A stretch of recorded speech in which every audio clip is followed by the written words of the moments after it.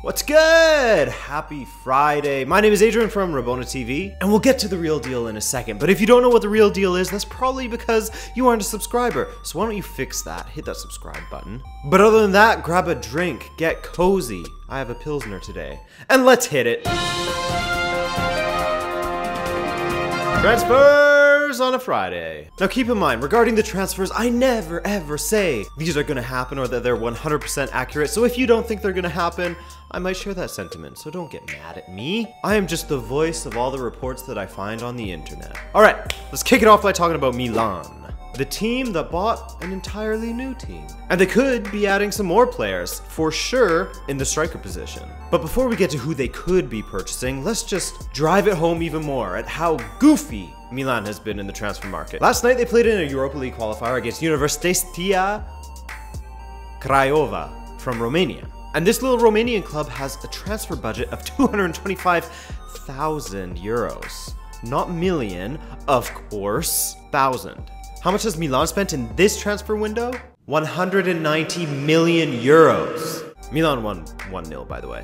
1-1-1. And this is the first time they played in Europe since March 11th, 2014, or 1,234 days ago. That's a little whammy you can tell your friends. Whammy! Also, another crazy thing about Milan spending, though this one is more of a positive for them, is that they spent 85 million euros on Conti, Rodriguez, and Bonucci, while City, on the other hand, has spent 138 million on Walker, Danilo, and Mendy. Wild. But to be honest, I think that Mendy's going to be an excellent left back for them when he is fit. But anyway, back to the matter at hand. Adrian, this is Transfers on a Friday. Talk about transfers. Talk about the players moving from team to team. AC Milan CEO Marco Fassone refused to comment on the transfer of, drumroll please, because it could be anyone in Europe right now considering they're linked to every single player ever, Diego Costa, aka the Beach Party Lord. I swear, he couldn't look happier to be on vacation right now. To be anywhere but with his teammates at Chelsea. But I digress. Now, this one could be extremely interesting, and it could be a possibility, considering Atletico Madrid have a lot of kinks to iron out if they want to bring the big man to Madrid, considering their whole transfer ban thing. That's an extremely difficult transfer to maneuver, but here are the things that you need to know. When asked about Costa, Fassone said, quote, "I would prefer to avoid talking about players from other teams. Diego Costa is a great player, but a Chelsea player. We went to see Jorge Mendes. There's a lot you can talk to him about. Costa is a great player, but he is of Chelsea.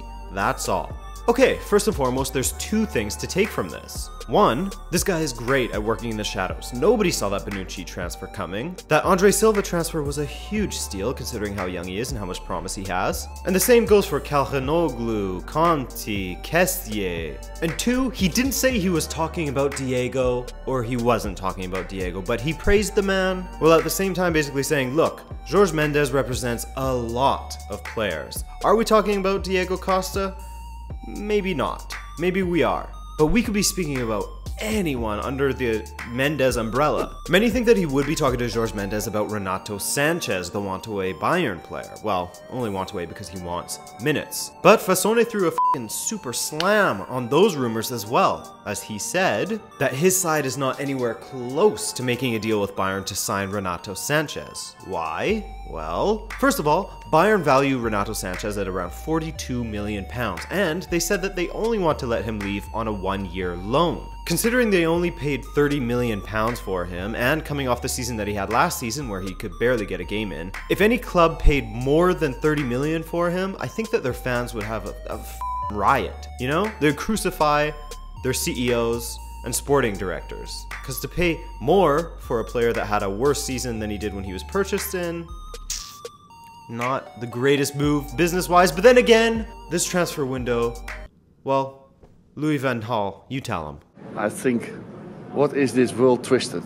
Oh, former Manchester United manager. That segues so perfectly. As with the move to Milan currently, at least, off the cards, could this reopen the door to a Manchester United move?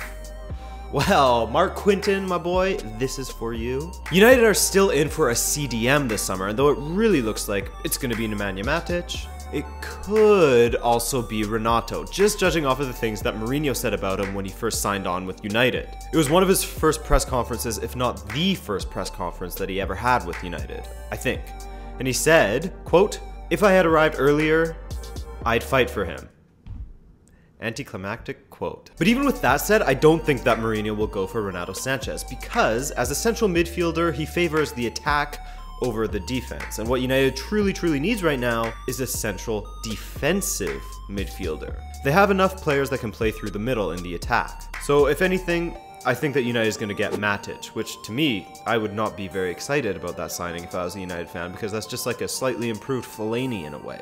Matic hasn't been great since he first went to Chelsea. Those first couple of seasons, he was incredible. Now he's really tailed off. And by first went to Chelsea, I of course mean first returned, as he was a Chelsea player, went to Holland, went to Benfica, back to Chelsea. But United fans, would you want Nemanja Matic at your club? Or would you prefer Renato Sanches? And I guess the central defensive midfield position will be occupied by Carrick and Fellaini / Herrera. Now, Barcelona continues to dominate the transfer columns, and we've all heard too much about Neymar, even though that deal is apparently very close, as it won't have any implications regarding financial fair play. So if we're not talking Neymar, let's talk Coutinho. This is sort of like the Transfer Rumors Busters episode, as there hasn't been a lot of confirmed or new rumors around. Barcelona have sent offer after offer to Liverpool for Coutinho in the last couple of years, and they've also employed their favorite transfer tactic of having their own players talk about how great a potential signing would be at their club. Not good. It hasn't worked this far, and it probably won't work at all, as Liverpool have selected the reject all future offers option instead of the counter offer option. Shout out to all my career mode players out there. Now, let's say Neymar ends up leaving Barcelona and they reinvest all of that cash into a huge Coutinho offer. And Liverpool accepts said offer, even though they said today that he is straight up not for sale, so they won't even put a number on how much they want for him. A fairly reliable source for West Ham United news and transfers is at ex-West Ham United employee on Twitter. And he says that Liverpool's primary target as a replacement for Coutinho would be West Ham United's Manuel Lanzini. The 24-year-old had a solid season last year, getting 8 goals and 2 assists for West Ham. And you do feel like he's the kind of player that if he went to a bigger club, he would excel way beyond his current quality.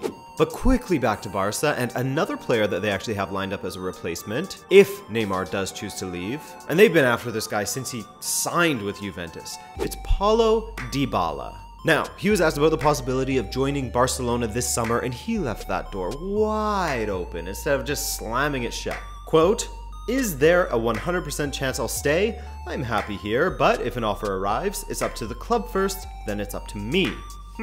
I don't think he necessarily wants to leave Juventus, but I can't really see him saying no to joining Barcelona if some of their influx of funds are thrown in his face. Mythbusters, here we go. Sorry, transfer busters. Let's do it. We got another one. Real Madrid made an offer to Dortmund that was just... It was just banter. As they threw 80 million euros plus a Dani Ceballos loan on the table for Dortmund winger Ousmane Dembele. Oh, Florentino Perez, you are a funny man. It goes without saying Dortmund rejected this offer, and why is it so ridiculous? Well, given the market right now, and considering that Ousmane Dembele, in my opinion and in that of many Bundesliga watchers, is one of the most promising players of this generation entirely. Considering that, 80 million is nothing. And considering the fact that Real Madrid is basically saying to them, hey, take Dani Ceballos, what a great promising young player. You can have him on loan, aka you can develop him for us, but you gotta give him back after. It's not gonna happen. Oh right, and one last thing, the Bale to United rumors have resurfaced due to a couple of things. The first one, Mourinho saying to Bale in the tunnel before the United vs Real Madrid match, so that shows that he wants to sign him, or wanted to sign him but hasn't succeeded yet. The second piece of evidence, and that's in air quotations people, is what Zidane said at a press conference yesterday. Quote, "I hope they all stay for this season," and that's him talking about Ronaldo, Benzema, and Bale. "I hope everyone remains. I want everyone who is here now to stay, but anything can happen right up until August 31st. I guess this is him still showing that he wants them to stay, but it isn't a hard stance like the aforementioned Liverpool stance on a Coutinho sale. He's still leaving the door open to a departure. But that will be it for this week, and I always forget to say, make sure you actually follow me on Twitter. I don't have many followers on there, probably because I barely ever tweet. But I want to get into it, and I want it to be a place where you and I can speak. You and I being me and any viewer out there who wants to speak to me. I think I'm going to start posting behind the scenes stuff, you know, little photos like this, maybe some videos, whatever. Just trying to utilize the platform a little more. But it's something I never think like, oh, I should tweet this. I never think that in my day-to-day life. But anyways, I hope you guys enjoyed this one. My name is Adrian, as always. Have a great weekend, and I will see you on Monday for one last transfer window before I take off on vacation. But don't worry, there will still be content while I'm gone. All right, peace.